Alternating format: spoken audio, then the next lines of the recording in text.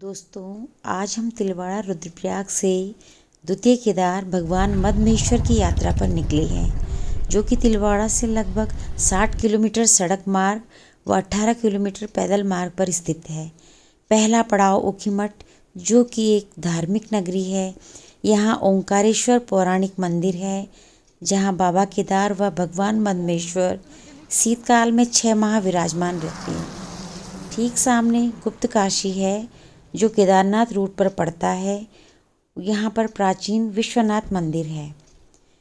जो भक्तगण पैदल यात्रा नहीं कर पाते, वे यहीं ऊखीमठ में भगवान शिव के दर्शन ओंकारेश्वर मंदिर में करते हैं। जय ओंकारेश्वर महादेव की।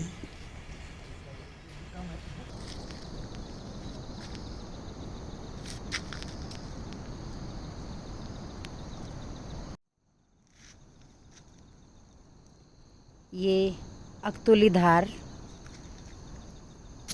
ऊखीमठ से लगभग 27 या 26 किलोमीटर की दूरी पर है, जो भगवान मद्महेश्वर की यात्रा का वाहन मार्ग का अंतिम पड़ाव है। अकतुली धार आगे भी बनतोली तक सड़क निर्माण कार्य पास तो हो रखा है, लेकिन आगे ये सड़क निर्माण का कार्य चल रहा है। और अकतुली धार से आपको मद्महेश्वर के लिए पैदल मार्ग ही तय करना है।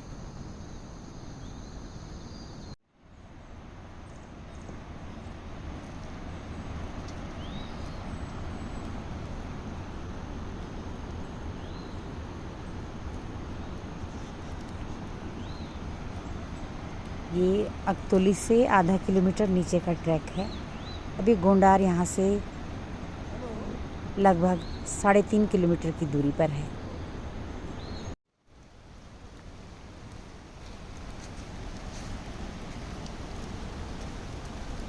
अकतुली धार से जब आप नीचे पहुँचेंगे, गोंडार से ठीक 1.5 किलोमीटर पहले वाटरफॉल का सुंदर दृश्य। बरसात के मौसम में ये पूरे अपने उफान पर होता है।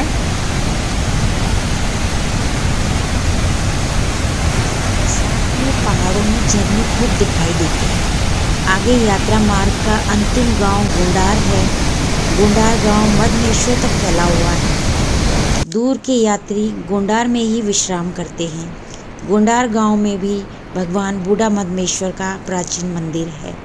गोंडार गांव से 1.5 किलोमीटर आगे बनतोली एक छोटा सा पड़ाव है, जहाँ के लिए हम आगे अभी बनतोली के लिए चल पड़े हैं। और बनतोली में मधुगंगा व मोरखंडा पवित्र नदियों का विहंगम दृश्य मन को मोहने वाला होता है। बनतोली से लगभग 2 किलोमीटर चढ़ाई व घने जंगल से होकर खडरा नाम का एक छोटा सा पड़ाव है, जहाँ पर यात्री थोड़ा विश्राम करते हैं। यहाँ से नानू अगला पड़ाव 2 किलोमीटर की खड़ी चढ़ाई पर है। हरे भरे बुग्याल और गहरी घाटियों के बीच मधुगंगा एक धार के रूप में यहाँ से दिखाई देती है। ये नानू से 2 किलोमीटर ऊपर कूनचट्टी का छोटा सा पड़ाव है, और यहाँ पर आप सूक्ष्म नाश्ता पानी कर सकते हैं। कूनचट्टी छोटा सा पड़ाव।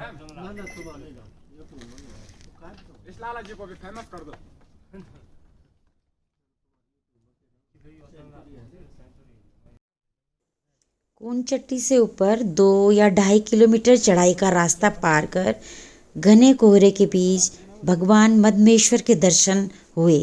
हरे भरे जंगल बुग्यालों के बीच भगवान शिव को समर्पित द्वितीय केदार भगवान मद्महेश्वर विराजमान है। ठीक सामने मधुगंगा एक झरने के रूप में दिखाई दे रही है।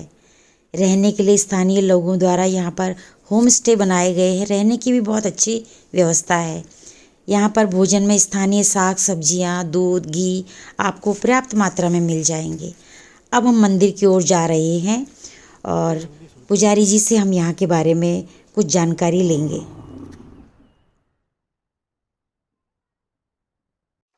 हमारे साथ मंदिर मद्मेश्वर मंदिर के मुख्य पुजारी हैं। बाबा जी, इस पुण्य धाम के बारे में आप हमें कुछ बताएंगे? दिव्य हिमालय में स्थित यह जो हिमालय के मध्य भाग में है, इसलिए मद्महेश्वर है। यहाँ हिमालय में 12 ज्योतिर्लिंगों में से बाबा केदारनाथ जी दिव्य ज्योतिर्लिंग के स्वरूप में इस केदारखंड में विराजमान है। आप जानते हैं कि सतयुग का यह ज्योतिर्लिंग है। उसके बाद जब द्वापर युग में महाभारत युद्ध के उपरांत पांडवों को गृह हत्या, ब्रह्म हत्या, गोत्र हत्या का पाप लगा, तो पांडव इस दिव्य हिमालय में आए भगवान शंकर जी के दर्शन के लिए। लेकिन भगवान शिव ने उन्हें एक रूप में एक स्थान में दर्शन न देकर अलग अलग स्थानों पर दर्शन दी। वह 5 केदार हुए, केदारम मध्यमम तुंगम तथा रुद्रालयम प्रियम कल्पकम च महादेवम सर्व पाप प्रणाशनम। हिमालय में केदारनाथ जी, जहाँ भगवान शंकर जी का पृष्ठभाग है। बोले मद्महेश्वर भगवान की जय। बाबा जी, बूढ़ा मद्मेश्वर के बारे में कुछ बताएंगे आप? यह भगवान का दिव्य स्थान है। इसके ऊपर एक स्थान भगवान शंकर जी का जो साधना स्थान है, वह बूढ़ा मद्मेश्वर के नाम से प्रसिद्ध है। भगवान शंकर जी उच्च स्थान पे उनकी साधना स्थली होने के कारण उस स्थान का नाम बूढ़ा मद्महेश्वर पड़ा। भगवान शंकर जी ने उस स्थान पर अपनी योग साधना करी और भगवान शंकर जी इस हिमालय में हर समय विचरण करते रहते हैं। भगवान शंकर जी ने इस हिमालय को अपनी आत्मा, अपना सब कुछ कहा है। भगवान शंकर जी निरंतर इस दिव्य हिमालयों पर अपना विचरण करके सभी भक्तों को आशीर्वाद देते रहते हैं। बोले मद्महेश्वर भगवान की जय।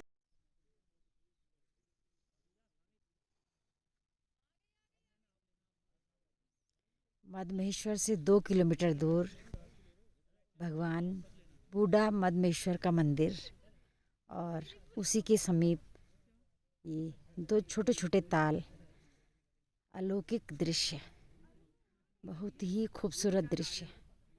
यहीं से चौखंबा पर्वत दिखाई देता है, लेकिन इस समय फॉग के कारण दिखाई नहीं दे रहा है।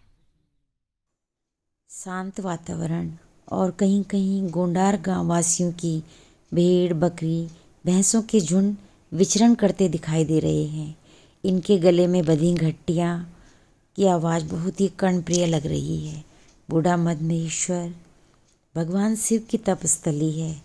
प्रकृति की गोद में थोड़ी देर योग साधना में लीन होना मन को शांति देता है।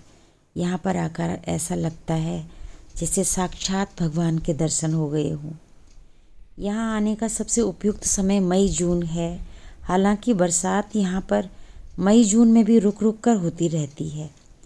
ऊखीमठ ओंकारेश्वर भगवान मद्महेश्वर का शीतकालीन गद्दी स्थल है।